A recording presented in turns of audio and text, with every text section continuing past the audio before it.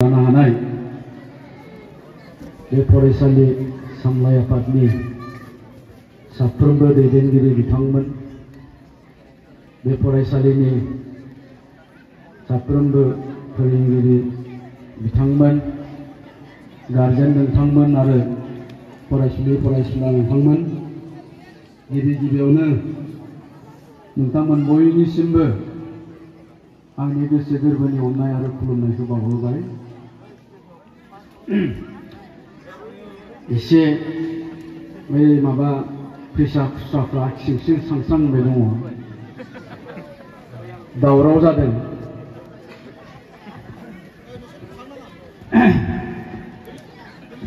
आरो गोबाव जाबाय जानांगौ नोंथांमोना फुंनिफ्राय जिरायनानै थानाया। निश्चय एसेबाबो बानाय मोनदों। ओंखामबो उखैबाय जानांगौनो। ओंखामाबो ओंख्रिया गोथावथार जाहैबाय। अमा बेदरबो दं जाहैबाय, दाउबो दं आरो नाबो दंनो, आरो नाफामबो दंबावोनो। दहाय खोन्थानायखाय आंबो एसे माने ओंखामखौसो जाग्रोनोसै ना मारै जादोंमोन। दा ओंखायनो बारा गोलाव बिबुंथि लाखिला। बेनिफ्राय एसे बिबुंथि लाखिनायाव सिरि थायोबा मोजां मोनो। दावराव जाबाय दं आरो। बेनिफ्राय बयखौबो आं खोनाहरनो थाखाय आं खावलायबाय। बिमाफ्रा बयबो आंखौ नाहर। नाहरदो ना?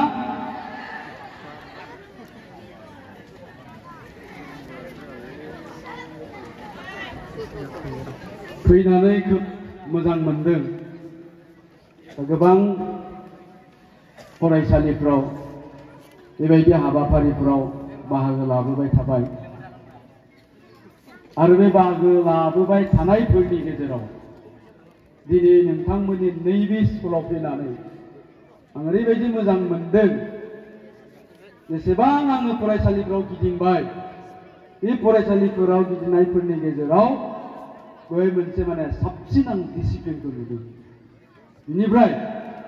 गार्जेनफ्राबो खोब बुरजायै बाहागो लादों। आरो जिथु थासारि जायगा, नैबे जिथु बाउन्डारि, बे बाउन्डारियाबो माने इमान गिदिर, इमान गुवार जायगायाव बे फरायसालिखौ गायसनदों। माने खोब मोजां जादों। दा जियानो जा, आङो गोलाव बिबुंथि लाखिनो नागिराखै। दहायनो बुंखाबाय, नोंथांमोना बाबाय जानो हागौ। दाखालि दिल्ली महा उत्सवआव आङो थांदोंमोन। बे दिल्ली महा उत्सवआव सासे गथ'आ आंखौ नुहुरनानै होसोबोदों। होसोनानै खुलुमफैदो, दे खुलुमबाय सार होननानै। अ खुलुमबाय दे। बे गथ'आ बुंबाय, सारा आंखौ सिनायदों ना होननानै। आंथ' सिनायनो हायाखै। सारा सानसेखालि जोंनि बिजनियाव जोंनि स्कुलाव थांदोंमोन। आरो जेब्ला नोंथाङा जोंनि स्कुलाव थांनानै गोबां खोथा बुंदोंमोन, नोंथांनि बुंनायजोंनो आङो मटिभेट जानानै, थुलुंगा मोननानै दिनै दिल्लीयाव इन्जिनियार फरायनो थाफैबाय सार होननानै बुंदों। आं खोब मोजां मोनदों। दे जोंनि बुंनायावनो सोरबा सासे फरायसाया,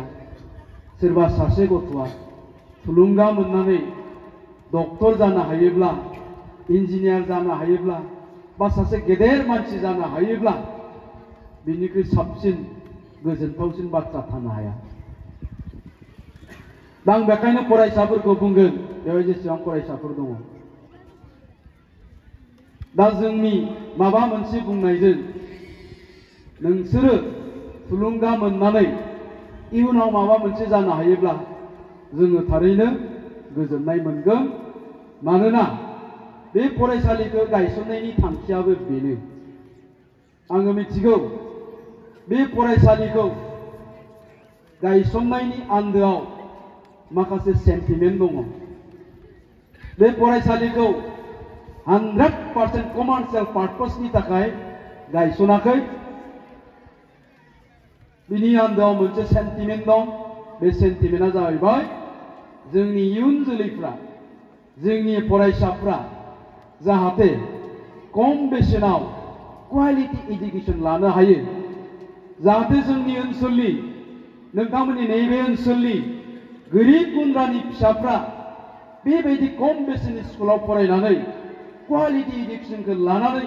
जाहाथे साफा साफा गेदेमा सुबुं जानो हायो गावबा गावखौनो गायसननानै लानो हायो बेबायदि माखासे सेन्टिमेन्टजों बेफोरबायदि फरायसालिखौ गायसनदों बियो बाथौ गौथुमजोंनो जा इउएन एकाडेमिजोंनो जा गोबां माखासे जोंनि फरायसालिफ्रा बेबायदि सेन्टिमेन्टखौ लानानै गायसननाय दङ दा बेखायनो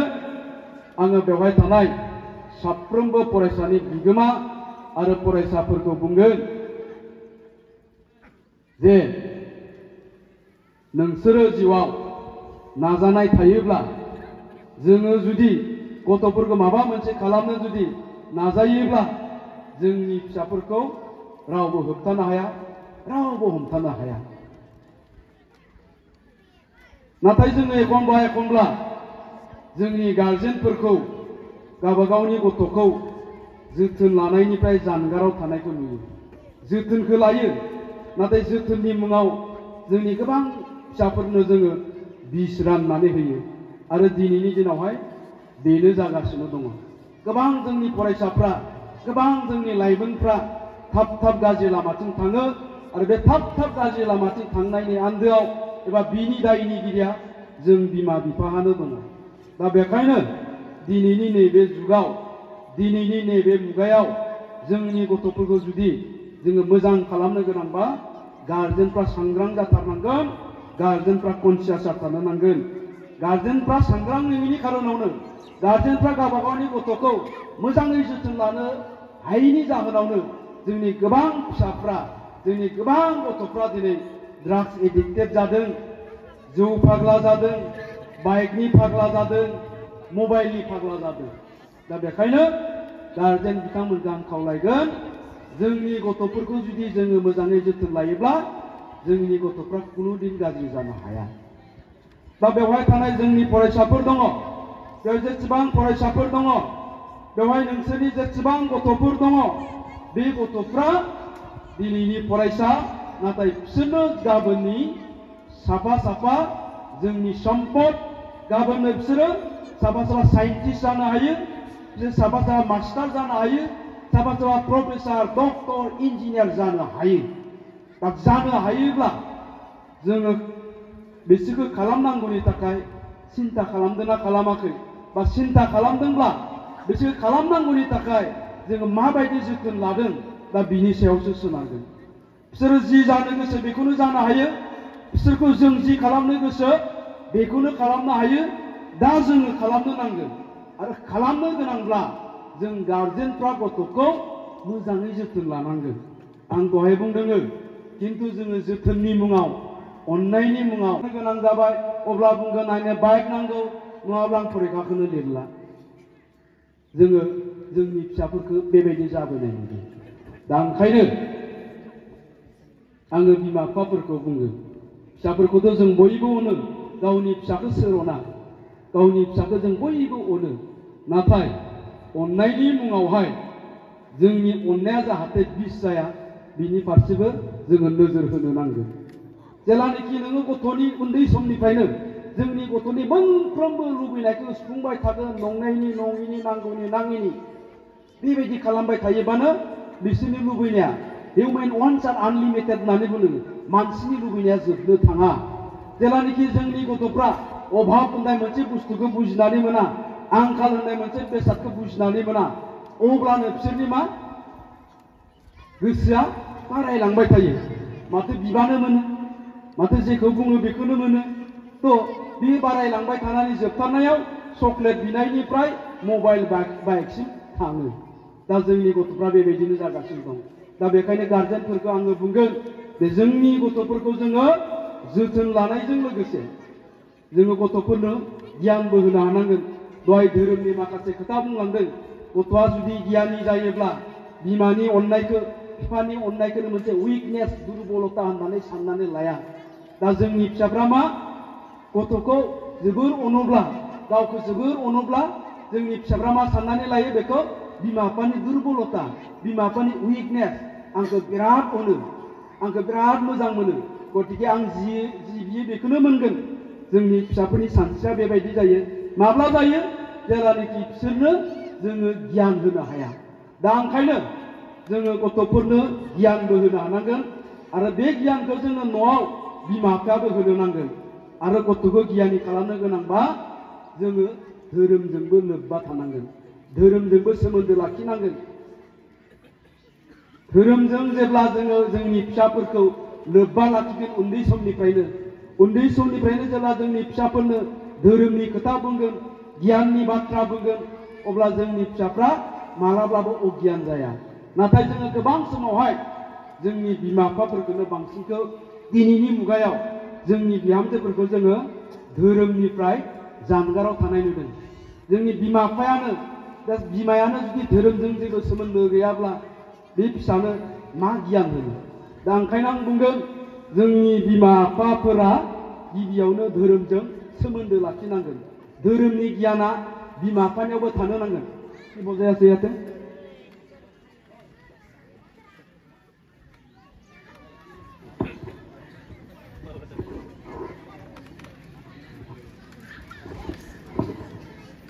बिमा बिफाया जेब्ला गियानि जागोन अब्लासो जोंनि गथ'फ्रा गियानि जागोन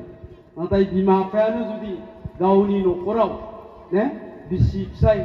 सामफ्रामबो थाव संख्रि बानलुनि बिसि फिसाय सामफ्रामबो जानाय लोंनायनि दावराव दावसि नांलाय खमलाय जाबाय थायोब्ला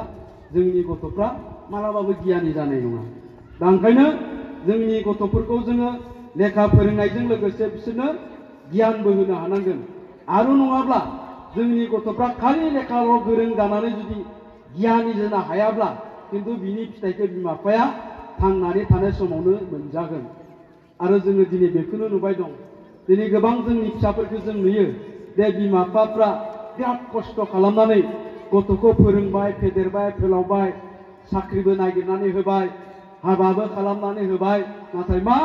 हाबानि बोसोरसे जास्लाबियावनो बिमा बिफाखौ गारनानै हिनजावखौ लानानै टाउन सहराव थाहैनाय बे मानो जायो जेब्लानोखि जोंनि गथ'फ्रा गियान जायो गियान गैया जायो अब्ला बेबायदि जायो दिनै जों गोबां ससियेल मिडियायाव बातरिफ्राव नुयो सोरबा सासे बोराय बुरैनो जरासे लामायाव उन्दुनानै दङ मिडियानि मानसिफ्रा बिसोरखौ सोङैबा बुंबाय नोंसोर बेवहाय मानो उन्दुनानै दङ नोंसा न' दंना गैया अब्ला बोराय बुरैया बुङो आंनिया फिसालाया डक्टर बिहामजोआबो डक्टर नाथाय जोंखौ न'आव थानो होआखिसै दा बेखायनो जोङो बृद्धा आश्रम नागिरनानै फैदों जों गोबां बेबायदि बातरि नुयो निउस नुयो मानो जादों बेबायदि खारन जोङो जोंनि फिसाफोरनो गियान होनो हायाखै जोंनि फिसाफोरनो जोङो उन्दैनिफ्रायनो मोजां गियान होनो हायैनि थाखाय लेखा गोरों जाब्लाबो बियो बिमा बिफाफोरखौ माबायदि अनसायनांगौ गेदेरखौ माबायदि अननांगौ समाजजों माबायदि सोलिनांगौ बेखौ रोङाखै आरो रोङैनि थाखाय दिनै बिमा बिफाया थांनानै थानाय समावनो बिनि फिथाइखौ मोनजादों दा ओंखायनो बिमा बिफा बिथांमोनखौ बुंगोन जोंनि गथ'फोरखौ जोङो सोलोंथाइ होनायजों लोगोसे जोङो गियानिबो खालामनो नांगोन दा जियानो जा आं बेखौनो बुंगोन दहाय बुंनाय बायदि बे जोंनि गथ'फोरा बेवहाय जेसेबां दङ जेसेबां फरायसाफोर दङ जेसेबां स्टुडेन्टफोर दङ बिसोरखौ जोङो जि खालामनो गोसो बेखौनो खालामनो हायो बिसोरो डक्टर जानो हायो इन्जिनियार जानो हायो IAS अफिसार जानो हायो दा बिनि थाखाय जों बिमा बिफाफोरनियाव सेल्फ कनफिडेन्सआ थानांगोन आत्मबिश्वासआ थानांगोन गावनि सायाव फोथायनाय जे आंनि गथ'आ सासे डक्टर जानो हायो आंनि गथ'आ सासे इन्जिनियार जानो हायो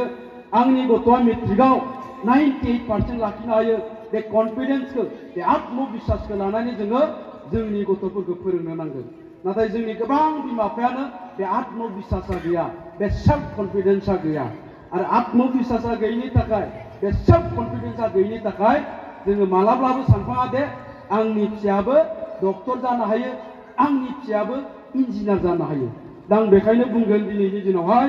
जे नोङो मैया मा सिन्था खालामदोंमोन फरायसाफोरखौबो बुंबाय गार्जेनफोरखौबो बुंबाय मैया नों मा सिन्था खालामदोंमोन बेफोर गासिखौबो बावगारजोब नोंनि नेगेटिभ सानस्रि बेफोर गासिखौबो बावगारजोब नों मैया मा सानदोंमोन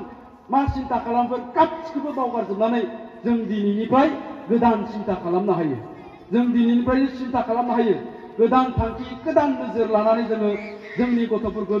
जोङो जोथोन लानो हायो माबायदि जे आंबो आंनि गथ'खौ डक्टर खालामगोन आं आंनि गथ'खौ इन्जिनियार खालामगोन आंनि गथ'खौ आं प्रफेसर खालामगोन आं खालामनो हायो आंनि गथ'आ जानो हायो बे थांखिजों दिनैनिफ्रायनो जोङो स्टार्ट खालामनो हायो मानोना जोंनो सोलायनो थाखाय 1 मिनिटल' टाइम नांगौ मानसिनो सोलायनो 1 मिनिटल' टाइम नांगौ दा बेवहाय थानाय फरायसाफोरखौबो आं बुंगोन उन्दै उन्दैयाथ' जेबो बुजिनाय नङा जाय क्लास 8, 9, 10 आव फरायबाय दं आं बिसोरखौ बुंगोन सोलायनो थाखाय मानसिनो 1 मिनिटल' टाइम नांगौ दा बेखायनो बेवहाय थानाय फरायसाफोरखौ आं बुंगोन दाखालि थांनाय एग्जामाव नों बेसेबां पार्सेन्ट लाखिदोंमोन बेखौ दोनथ' हयथ' बेवहाय सोरबा 30% मोननाय थागोन सोरबा 40%ल'बो मोननाय थागोन सोरबा 50%ल'बो मोननाय थागोन दा बेफोरखौ गासिखौबो बावगारजोब मैया नों बेसेबां पार्सेन्ट मोनदोंमोन बेखौ दोनथ' जोङो दिनैनिफ्राय सिन्था खालामनो हायो माबायदि सिन्था जे फैगौ एनुवेल एग्जामाव आङो 98% लाखिगोन फैगौ फेब्रुवारियाव जानो गोनां मेट्रिक फाइनालाव आङो 95% लाखिगोन बे सिन्ताखौ जोङो दिनैनिफ्राय खालामनो हायो आरो बे सिन्ताखौ दिनैनिफ्राय खालामनानै दिनैनिफ्रायनो नोङो स्टार्ट खालामबा नोंखौ रावबो होबथानो हाया आंनि लोगो दंमोन सासे आंनि गामिनिनो जों उन्दैनिफ्रायनो फरायजाबनाय नोंसिनि बेबायदि बै समावहाय जोङो इउनिफर्म गाननानै जुथा लंपेन्ट गाननानै स्कुलाव फैनो मोनामोन जोङो जेला एलपि स्कुलाव थांदोंमोन अब्ला लोगोआव गंसे गंसे खामफ्लाय नङाबा बस्थाबो लांफादोंमोन जोङो गस्ला गिजि गाननानै थाङोमोन फेन थाबाथ' फेन गानबाय नङाबा गामसा गाननानै थाङोमोन आंजों फरायजाबनाय सासे लोगो दंमोन आंनि न' खाथिनि बियो मा बोसोरसे बियो क्लास 4आव फरायनाय समावहाय बोसोरसे स्कुलाव गारनानै बियो लावखार थाहैदों मानो खारन बेहा गाननो जोमनो स्कुलाव फैनो थाखाय ड्रेस गैयामोन दा बेखायनो बियो बोसोरसे स्कुलखौ गारनानै लावखार थाहैदों आरो फैफिननानै बियो जोंजों क्लास 5आव एडमिसन लाफैफिनदों लावखार थाना फैनानै जिखिनि माइ मोनबोबाय बेखौ फाननानै ड्रेस बायनानै दानिया बे गथ'आ मा क्लास 6 मोनजासिम गावनि नामखौ मोजाङै लिरनो रोङामोन बे क्लासाव बयनिबो उनाव जिरायोमोन आरो बिनि रल नाम्बारानो बयनिबो लास्टआव थायोमोन नाथाय जेब्ला क्लास 6 मोनबाय क्लास 6नि एनुवेल एग्जाम जालांबाय रिजाल्ट होबाय अब्ला रिजाल्टआव मा जाखो रिजाल्टआव बियो रल नाम्बार 1 जानानै फैबाय आं रल नाम्बार 1 जायोमोन किन्तु क्लास 6निफ्राय जेब्ला क्लास 7आव प्रमोशन जाबाय जाय मानसिया गावनि नामखौ मोजाङै लिरनो रोङामोन बे रल नाम्बार 1 जानानै आङो रल नाम्बार 2 जादों आङो गोमोबाय माबोरै जाखो बेलाय बेथ' गावनि नामखौनो मोजाङै लिरनो रोङामोन माबोरै रल नाम्बार 1 जाखो हयथ' 10, 11, 12 माबा मोनसे जाथारनांगौमोन माबोरै रल नाम्बार 1 जाखो अब्ला आं बुंदोंमोन बेखौ हैद नोंलाय नकल लादों नामालै हैद मा नकल लालाबायनो आङो माबोरैथ' रल नाम्बार 1 जाखो अब्ला बियो आंखौ बुंदों बारा गेदेर नामोन नों बायदि जागोन बे समाव एसे गेदेर जायोमोन जोंनिया अब्ला बुंबाय बियो आंखौ आङो थांखि लाबायलै होनना बुंबाय मा थांखि आं पुलिस अफिसार जानो नागिरदों पुलिस अफिसार जानो नागिरदों औ ओंखायनो आङो दासान्दि गोसो होनानै फरायगासिनो दं आरो ओंखायनो आं दा रल नाम्बार 1 जाबाय दा बियो सासे पुलिस अफिसार जाबाय क'क्राझाराव थायो गतिके थांखि लाबाय बियो आं पुलिस अफिसार जाथारगोन होननानै जेला क्लास 6 मोनो तारमाने जोङो नुबाय बियो हरसेनि गेजेरावनो चेन्ज जादों दा गतिके मानसिनो सोलायनो 1 मिनिटल' टाइम नांगौ दा बेवहाय थानाय साफ्रोमबो फरायसाफ्रा दा मोनानि गेजेरावनो सोलायनो हायो चेन्ज जानो हायो जे आङो फैगौ एनुवेल एग्जामाव 100आव 100% लाखिनोसै फैगौ फेब्रुवारिनि मेट्रिक फाइनालाव आङो 90% लाखिनोसै आं पजिशन लाखिनोसै 10th आव आङो थानोसै बयबो बे खोथाखौ सिन्था खालामनो हायो आरो बे खोथाखौ जुदि नों सिन्था खालामबायोब्ला दा मोनायावनो नोङो चेन्ज जानो हायो दा मोनायावनो नोङो सोलायनानै थागोन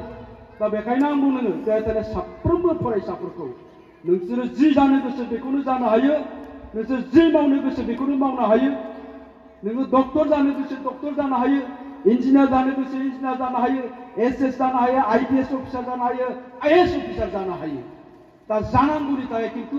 थांखि थानांगोन, थांखि थानांगोन। नाथाय जोंनि गोबां फरायसाफोरनियाव स्पेसियेलि आं बुंबाय जोंनि बर' फरायसाफोरनियाव नैबे थांखिया गैया। जोंनि बर' फरायसाफ्रा जेला सोङो नोङो फरायनानै मा जानो नागिरदों गोनो गोथो जायो। आं मा जानो नागिरदों, मा जानो नागिरदों होननानै सोंथारबा खर' खुनानै आर्मि होननानै बुङो। दानो बेहा जेबो साननाय गैया, खुगायाव थाब फैयो आर्मिया। दा गतिके नोंहा थांखि गैयाब्ला नों मानो लेखा फरायो? जों जे बाजाराव थाङो, बाजाराव मानो थाङो जोङो? बाजाराव जोंहा दिनै न'खराव मैगं थाइगं नांगौ, दिनै संख्रि गैयानो, दिनै बानलु गैयानो, दिनै थाव गैयानो, ओंखायनो जों बाजाराव थाङो। बाजाराव थांनायनि थांखिया बे बाजार खालामहैनांगौ। थांखि गैयाबासो जों रावबो बाजाराव थाङा। थिग बेबायदिनो नोंसोरदि स्कुल फरायदों, नोंसोरदि लेखा फरायदों, थांखि थानांगोन। नों मानो फरायदों? आं मास्टार जानो नागिरदों। नों मानो फरायदों? आं प्रफेसार जानो नागिरदों। नों मानो फरायदों? आं डक्टर जानो नागिरदों। बे थांखिया थानांगोन। आरो नोंसिनाव जानो हानायनि टेलेन्टआ दङ, केपासिटिया दङ, पावारा दङ। दाना बे टेलेन्टखौसो जोङो बायजोआव दिहुनना लाबोनांगोन। नोंसिनि गोरबो सिङाव हाबसिनानै थानाय, जोंनि फिसाफोरनि गोरबो सिङाव हाबसिनानै थानाय जि टेलेन्ट, डक्टर जानायनि, इन्जिनियार जानायनि, एसएस, आईएएस, आईपीएस अफिसार जानायनि बे टेलेन्टखौ जोङो बायजोआव दिहुनना लाबोनांगोन। दा बेखौ जों माबोरै बायजोआव दिहुनना लाबोगोन? बे जोंनि बिमा बिफायानो जुदि गावनि सायाव फोथायनाय गैयाब्ला, जोंनि बिमा बिफायानो जुदि सानफेराब्ला आंनि गथ'आ डक्टर जागोन, इन्जिनियार जागोन। दा गतिके जोङो बिसोरनि गोरबो सिङाव हाबसोनानै थानाय बे टेलेन्टखौ दिहुनना लाबोनो गोनांबा बिमा बिफाया सेल्फ कनफिडेन्स लानानै गावनि सायाव फोथायनायखौ लाखिनानै जोङो गथ'फोरखौ जोथोन लानांगोन। गथ'फोरनो जों सिमां होनांगोन, आफा फैगौ मेट्रिक फाइनालाव नोङो 90% लाखिनांगौ। आरो नोङो लाखिनो हायो, मानोना आं नोंखौ डक्टर खालामनो नागिरदों, आं नोंखौ इन्जिनियार खालामनो नागिरदों होननानै जोंनि गथ'फोरखौ बुंबाय था, बिसोरखौ रावबो हमथानो हाया। आङो दिनै सासे एक्टर, नोंथांमोना आंखौ फैलाजे बरगयारी होननानै मिथिगौ। फैलाजे बरगयारियाथ' आंना सिनेमानिसो नाम, फैलाया। खिन्थु आंनि गुबै मुङा जोंस्रां ब्रह्म। आरो आफा दोननाय मुङा जितेन्द्र, जितेन्द्र ब्रह्म। आंहाबो उन्दैनिफ्रायनो एक्टर जानायनि सिमां दंमोन। मोननै सिमां दंमोन आंहा, एक्टर जानाय आरो मोनसेया जाहैबाय नोंथांमोननि सिगाङाव दा आं जेरै लेक्सार होनो मोनदों, एसे लिडार सेलेक्ट जानाय, बेबायदि सिमां दंमोन। दा आंना मोननैयाबो जादों। आफाया आंनि मुंखौ जितेन्द्र दोनदों। दाना जितेन्द्रआ सोर? जोंहा बेवहाय थानाय गोबां सिनियर मानसिया मिथिगोन। बै समनि 1980-90 मायथाइ समनि बलिउडनि star, film star, actor Jitendra, Dharmendra, Rajesh Khanna मोननि दिननि जितेन्द्र। बै एक्टरनि नामै आंनि आफाया आंखौ जितेन्द्र नाम दोनदों। बेनिफ्राय आं जेला एसे देरबाय, बे बाबुमोन बायदि जाबाय, अब्ला आफाया बाजाराव थांनानै बाजाराव ओंखारनाय बयनिख्रुइबो देरसिन ना मागुर खुसियाफोरखौ बायना लाबोयोमोन। बायना लाबोनानै आइखौ बुङोमोन, बेखौ अनलाजों संनानै हो, नैबेखौ थाइगिरजों संनानै हो, बेखौ सबायजों संनानै हो। बेबा बयनिख्रुइबो माने गिदिर गिदिरसिनखौ नायनानै खुरैफा गाहाम आंनो हायनानै होयोमोन आइया। आं ओंखाम जानायखौ आफाया नायबाय थायोमोन। इसेबां गोथाव ओंख्रै ना मागुर आंबो थिगसे जायोमोन। अब्लाथाय आफाया आंखौ बुङोमोन, बेसेबां जानो जा बेटा, बेसेबां जानो जा, खिन्थु एक्टर जानांगोन दै नोङो। बेसेबां जानो जा, खिन्थु एक्टर जानांगोन। सानफ्रामबो बेबायदि बुंबाय थायो। सानफ्रामबो रद' माने ना बेदर जाहोबाय थायो। जानाय टाइमाव ओरै नायनानै बेसेबां जानो जा, खिन्थु एक्टर जानांगोन दै होनबाय थायो।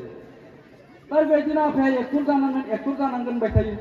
गामियाव आङो जेलानाखि लोगोफोरजों गेलेहैयो, लोगोफ्राबो आंखौ ओइ एक्टर, ओइ एक्टर, ओइ एक्टरल' होननानै बुंबाय थायो आरोखि। अब्ला आङो सिन्था खालामबाय, आफायाबो एक्टर जानांगोन होनबाय थायो, लोगोफ्राबो एक्टर होननानै गाबज्रिबाय थायो। है आं एक्टरखौनो जानोसैलै होननानै आं सिन्था खालामबाय उन्दैयावनो। आं एक्टरखौनो जानोसैलै मोनसे साननाय फैबाय आंनाव। बिनिफ्राय बै समावहाय माबा खिथेरनि अर नोंनि थाखाय आंनि जोनोम माबा माबि सिनेमा ओंखारदोंमोन बर' सिनेमा कार्बि आंलं माला दैमारिनि थ' बेफोरखौ नायोमोन जोङो नायनानै आं ओरैबायदि सानोमोन आंथ' एक्टर जानायनि थांखि लाबाय नालाय बे सिनेमा शुटिंआव खनसेबाबो बारस'बायनो मोनबा एसे माने ट्रेक ओंखारबायनो मोनबा आं सानोमोन आरो दा बेबायदि हदाय आंनि खर'आव एक्टर जानाय सिन्थाया फैबाय थाबाय मोनसे समाव आंनाव ओरैबायदि कनफिडेन्स फैबाय जेला आङो 9, 10, 11, 12आव फरायो ओरैबायदि कनफिडेन्स फैबाय आंनाव आंखौ जि एक्टिं खालामनांगौ बेखौनो खालामनो हायो आं मानि एक्टिं खालामनांगौ ना पुलिसनि एक्टिं खालामनांगौ ना लावखारनि एक्टिं खालामनांगौ ना बोरायनि एक्टिं खालामनांगौ ना दाहोनानि एक्टिं खालामनांगौ बे सेल्फ कनफिडेन्सआ आत्मबिश्वास आंनाव बे बैसोआव फैहाबबाय सिन्था खालामबाय खिन्थु आंनि सिन्थाया मामोन सलमान खान बायदि एक्टर जानाय अजय देवगान बायदि हिरो अक्षय कुमार बायदि हिरो जानायसो आरोखि खिन्थु एसे देरनानै आं जेला कलेज फरायनानै आंनि मोखांखौ नायबाय नुबाय आं गन्थङाथ' मावजि गन्थंसो हाथायाबो गिदिर गुस्थियाबो उल्लाला आंलाय बाव एक्टराव समायनोलै होननानै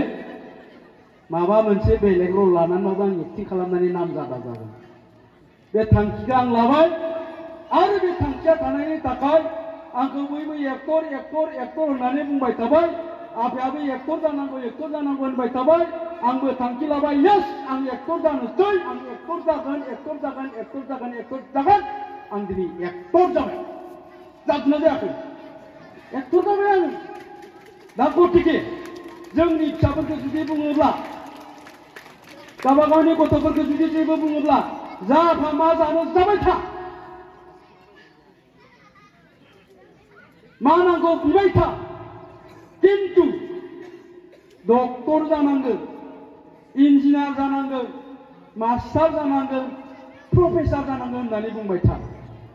जोंनि फिसाफोरनाव खर'आव हाबगोन आफाया आंखौ डक्टर जानो थिनदों आफाया आंखौ इन्जिनियार जानो थिनदों जेलानिखि बे खर'आव हाबगोन अब्लानो बिसोरनि गोरबो सिङाव हाबसोनानै थानाय बे टेलेन्टआ बायजोआव ओंखारबोगोन नाथाय जुदि जोङो गथ'फोरनो उन्दैनिफ्रायनो जुदि बिसोरनो जेबो सिमां होआब्ला बिसोरनो जेबो माबा मोनसे जानांगौनि जेबो गुमुरखौनो जों गथ'फोरनो होआब्ला बिसोरलाय माबोरै साननो आं जे डक्टर जानांगौ आं इन्जिनियार जानांगौ आं एडभकेट जानांगौ आं साइन्टिस्ट जानांगौ कुनुदिन बेखौ बिसोरो साननो हानाय नङा आरो जेब्ला देरबाय देरनायनि उनावहाय बिसोरनि सानस्रिया गुलाय गुजाय जाबाय आरो दिनै गोबां गथ'फ्रानो बेबायदि गुलाय गुजाय थासारियाव गोग्लैनानै सा ससेयावनो सोरबा देनद्राय जाग्रा जादों सोरबा गान्जा सोबग्रा जादों सोरबा सिगारेट सोबग्रा जिउ लोंग्रा जादों दा गोबां जोंनि फिसाफोरखौ जोङो बेबायदि नुयो मैया जोंनियाव मोनसे जाथाय जादों मोनसे जुनियर कलेजाव मैयाथ' एग्जाम सोलिबाय दंमोन हायार सेकेन्डारि सासे गथ'आ फरिखायाव 20 मिनिट लेटआव फैदों फरिखाया 20 मिनिट लेटआव फैबाय नालाय सासे फोरोंगिरिया रायबाय एग्जामाव नोङो 20 मिनिट लेट जानानै फैयो नों मा फरायनो बेबायदिजों फरायनो गोसो दंना गैया एग्जामखौ माबायदि लिरगोन नोङो होननानै रायदोंमोन जै रायबाय गथ'आ मास्टारखौ ओरैबायदि बुबाय हमथानोबो टाइम मोनाखै रावबो ओरैबायदि बुदों बारला बुरला ओरै जोनानै मेगनखौ सौनानै मेगनजों थै ओंखारदों दिनै मेगना बुंनानै दङ दानिया खोथाया जाबाय मा जोंनि फिसाफोरनि मेन्टेलिटिया मानो बेबायदि जाखो जों मोनसे समाव जोंनि फोरोंगिरिखौ लामायाव नुयोब्ला साइकेलनिफ्राय ओंखारनानै खुलुमबाय सार होननानै बुङोमोन नाथाय दिनैनि गथ'फ्रा जाय गावनि हिक्खा गुरु बे सासे गुरुखौ बुनो हाबाय जोनो हाबाय दा गतिके जोंनि फिसाफोरनि मेन्टेलिटिया माबायदि जादों दाना बिनि जारिमिनखौ बदलाबाय मैया सोंबाय नागिरबाय माबायदि गथ' बियो मा खालामो सोरनि फिसा नागिरनानै मोनबाय बे गथ'आ गान्जाबो सोबो देनद्राइटबो जायो जौबो लोङो सिगारेटबो सोबो आरो बाइक सालायनानै गिदिंथिंबाय थायो जाय गथ'आ उन्दै समाव 9, 10, 11, 12 फरायनाय बे उन्दै समाव जाय गथ'आ सिगारेट सोब्बाय गान्जा सोब्बाय गेंग्राय जाबाय थारमाने ड्राग्स जाबाय बे गथ'नि ब्रेना 50% नष्ट जायो बे गथ'नि ब्रेना 15% नष्ट जायो बेखौ जों आधा भागला होननानै बुङो आरो जेला खर'आ आधा भागला जाबाय 50% नष्ट जाबाय बे गथ'आनो मास्टारखौबो बुनो हायो बिफाखौबो बुनो हायो आरो गावबो फासि नांनानै थैनो हायो दिनै जे जों खोनायो क्लास 9 आव फरायनायानो फासि नांना थैदोंनो मबाइल बिना मोनैनि क्लास 10 आव फरायनायानो फासि नांनानै थैदोंनो बाइक बिना मोनैनि क्लास 11 आव फरायनायानो बाइक बिना मोनैनि बिफाखौ दानस'दोंनो होननानै जों खोनायो दा बिसोरनि जारिमिनखौ बोरलानानै नायोबा जों नुयो बिसोरो उन्दैयावनो ड्राग्स जायोमोन निसा जायोमोन आरो ओंखायनो बिसोरनि खर'आ 50% नष्ट जादोंमोन बिसोरनो जि गोसो बेखौनो खालामनो हायो दा जोंनि थासारिया बेबायदि आरो बिनिफ्राय आङो मैया मोनसे जायगायाव फैदोंमोन मोनसे जायगा माने आंनिनो एरिया लामा गोलाव मोनसेयाव आं सासे मानसिखौ लोगो मोनबाय बे आंखौ लाखिदों गारिनिफ्राय रले रले जिहेतु आं बेफोर खोथाखौनो लानानै रायलायबाय थायो हिसाबै आंखौ गारियाव नुनानै गारिखौ लाखिदों बियो लाखिनानै बुंबाय दानि बेखिनि लामा गोलावाव सिबिं मा होननानै नोंथांमोना सिबिं फोनानै दोनदों आरोखि एसे जाय थुक लामाया बेयाव आंखौ लाखिदों लाखिनांग्राया मा जाखो माने बिराद गाज्रि जाबायलै सार मा गाज्रि जादों आङो मैयाबो फैदोंमोन सामफ्रामबो फैबाय थायो नै दिनैबो फैदों बेवहाय सामफ्रामबो आङो गंनै गंथाम गंब्रै गंबा सिरिन्ज मोनबाय थायो सिरिन्ज माने बै इन्जेक्सन जे जों लायोना मैयाबो फैदों आं मैयाबो मोनलांबाय दिनैबो फैदों दिनैबो मोनबावबाय आरो गाबोन फैया गाबोनबो मोनबावगोन तारमाने ड्राग्स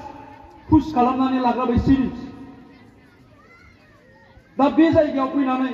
जोंनि उन्दै उन्दै गथ'फ्रा मा खालामफैयो ड्राग्स लाफैयो दा बेथ' खोब साननो गोनां बाथ्रा बहानि फैयो बे जायगायावलाय अब्ला बुंबाय बे बहानि सोर फैयो मिथिया मा टाइमाव फैयो बेखौबो मिथिया खिन्थु सानफ्रोमबो फुङाव फैयोब्ला बेवहाय नोङो गंथाम गंब्रै गंबा सिरिन्ज मोनबाय थागोन दा जोंनि थासारिया बेबायदि जोंनि आबहावाया बेबायदि दा बे आबहावायावनो जोंनि गथ'खौ मोजां खालामनांगोनबा जों बिमा बिफाया माबायदि सांग्रां जानांगोन जों बिमा बिफाया माबायदि सांग्रां जानांगोन दा ओंखायनो बुंदों जोंनि गथ'फोरखौ मोजां खालामनायाव जेबो जादु मन्त्र गैया जेबो सर्टकाटबो गैया जेबो जादु मन्त्र गैया जेबो सर्टकाट गैया जोंनि गथ'आ गाबोन मेट्रिकआव 90% लाखिनांगौब्ला जोंनि गथ'आ गाबोन बिसोरनो डक्टर इन्जिनियार जानांगौब्ला बिनि थाखाय जेबो सर्टकाट गैया जादु मन्त्र गैया जादु मन्त्र खालि नैबेल' नोङो गथ'खौ सानफ्रामबो फरायनो हो फुंनि बेलासिनि मोनानि आरो बिनिफ्राय न'निफ्राय ओंखारलांनानै बबे जायगायाव थांदों सोरजों लोगो जाहैदों सोरजों मा जाहैदों सोरजों मा लोंहैदों बेखौल' नोजोर होबाय था अब्लानो जोंनि गथ'आ कुनुदिन गाज्रि जाया आरो अब्लानो जोंनि गथ'खौ गावबो मास्टार प्रफेसर डक्टर इन्जिनियार सासे मोजां मानसि जानायनिफ्राय रावबो होबथानो हाया नाथाय जुदि जोंनि बिमा बिफाया गावनि गथ'आ मा जाहैदों मा लोंहैदों बबाव थांदों बबाव फैदों बेखौनो जुदि उदिस गैयाब्ला जोंनि गथ'आ गाज्रि जागोन जों दिनै नुदों जोंनि गोबां गथ'फ्रा हरनि 2टा बाजि 2:30 बाजि 3टा बाजियावसो न'आव फैयो नाथाय मा बिमा बिफाया गथ'आ हरनि 3टा बाजियावसो फैदों नाथाय अखानायै बिमा बिफाया गथ'नाव मालाबाबो सोङा जे 3टा बाजिसिम नों बबेहाय दंहैयोमोन खुनु सोङा आरो बे गथ'आनो मा अखानायै 12टा बाजियाव साननि 12टा बाजियाव सिखारनानै बिमाखौ बुङो आरे आरो दं मा बुङो खोनास्लाबा मा जादों मा बुंदों न'नो बाइक न' फैसा गैया न' थाव सोनो दं माने बाइकआव थाव सोनो फैसा गैया अखानायै 12टा बाजियाव सिखारनानै बुंबावबाय बिमाया बुंबाय नै दा जालानो फैसा नांगौनो बाइकआव थाव सोनो बाइक खरसा दं लाना थां 500 लानानै थांलायबाय आरो गिदिंहैलायबाय गिदिंनानै आरो ओइदिनखालिबो हरनि 2टा बाजियाव न'आव फैलायबाय बिमा बिफाया जेबो सोङा दा गतिके बे गथ'आ मानो फाइनालाव मेट्रिक फाइनालाव 90% लाखिनो बे गथ'आ मानो डक्टर जानो मानो इन्जिनियार जानो देनाय जोंखौ गोदो उन्दै समाव जोङो मोसौ खानायनि आगोल आगोल बिलिफांनि आगोल आगोल लेखा फरायनाय टाइमाव जुदि न'आवसो मोनहैयाब्ला बिमा बिफाजों जोङो लावथि लानानै होसो जायो नाथाय जोङो मा खालामदों दिनैनि दिनावहाय गोबां बिमा बिफाफ्रा हरनि 2:30 3टा बाजियाव न'आव हाबफैब्लाबो फिसाखौ जेबो बुङा दा गतिके जोंनि गथ'आ बहा मोजां जानो दा बेखायनो आं बुंनाया गारजेन नोंथांमोनखौ जे नोंथांमोना दे दिनै नैबे मोनसिं सिब्राइ स्कुलाव नोंथांमोननि गथ'खौ दे फोरोंदों गंसे प्राइभेट स्कुलाव नङा होमबा बिनि ओंथियानो जाबाय आं सानदों नोंथांमोना बयहाबो थांखि दं बयहाबो मिजिं दं बयहाबो सिमां दं गावबा गावनि गथ'खौ लानानै गैया होमबा थ' गावबा गावनि गथ'खौ लानानै जुदि थांखि दङब्ला सिमां दङब्ला मिजिं दङब्ला दाना जोंनि मावनांगौखौबो जों मावनांगोन नोंथांमोना सानदोंबा मोनसिं सिब्राइ स्कुलाव होबाय गतिके आंनि गथ'आ मेट्रिकआव 95% लाखिखागोन नेभार मालाबाबो जानाय नङा दा बिनि